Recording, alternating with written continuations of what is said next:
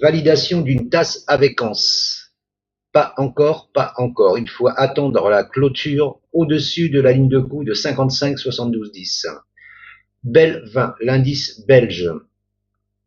L'indice belge nous dessine une tasse avec anse. La tendance est haussière, hein, la tendance long terme est haussière, on est au-dessus de la 200. Il a cassé une résistance oblique, tracée avec les corps ici, corps ici, corps ici, les mèches, mèche ici, mèche ici. Et là, j'ai vu une tasse avec anse. Donc là, la ligne de coup, elle est à 55,72,10. Euh, En plus, la 7, voilà, la 7, elle est au-dessus de la 20. Les prix sont au-dessus de la 7, de la 20, de la 50, de la 200, bien entendu. Je pense que pour prendre un achat, il faut quand même attendre une clôture au-dessus de la ligne de coup ici. Hein. Voilà, ici. Après, je sais pas où il va clôturer. Après, il peut redescendre après. Il peut redescendre pullbacker ici. Mais voilà. Et après, par contre, il y aura une résistance ici. Ça sera l'ATH. L'ATH ici à 5691. Et s'il passe l'ATH, eh ben, l'objectif de la ligne de coup, c'est le report de la hauteur de la tasse qui amène approximativement à 5900, un chiffre rond.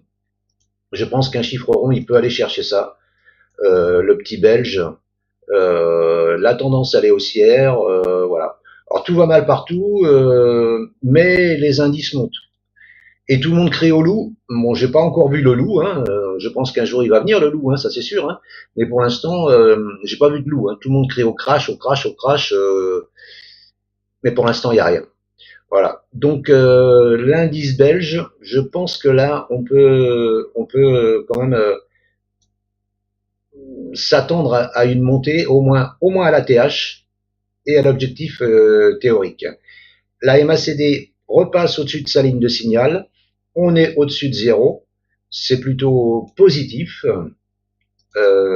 La anse, je prends ce mouvement haussier ici, que je me mets en haut, donc ici, alors là, je m'explique, je prends le mouvement haussier ici, avec ce haut de ce mouvement haussier, et la anse, elle s'est bien faite sur les 50% de Fibonacci.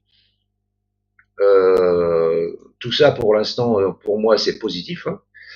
C'est positif. Hein. Et voilà. Mais bon, par contre, par sécurité, il faut attendre une clôture au-dessus de la ligne de coup pour avoir plus de probabilité de son côté, quoi. Voilà. Mais tant qu'on est au-dessus de la 7, au-dessus de la 20, au-dessus de la 50, que les moyennes mobiles sont orientées vers le nord, je pense qu'il n'y a pas trop de questions à se poser. Hein, voilà. Après, le stop se met où? Le stop se met soit en dessous l'oblique baissière là, pour pas que ça réintègre, soit sous la anse.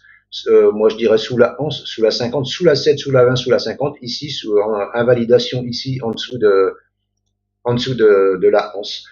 Je pense que c'est jouable, voilà. Et il y a quand même un beau petit truc à faire ici. Alors, s'il casse, il fait un pullback, il y a quand même, de toute façon, je l'ai mis là, merde, je l'ai mis là.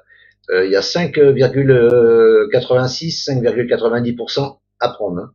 C'est pas dégueulasse. Après, il faudra se méfier à la TH. Il y aura sûrement un rejet à la TH, bien entendu. Mais il faudra quand même manager son trade. Voilà ce que je pouvais vous dire sur l'indice belge qui promet une petite montée. Hein, voilà.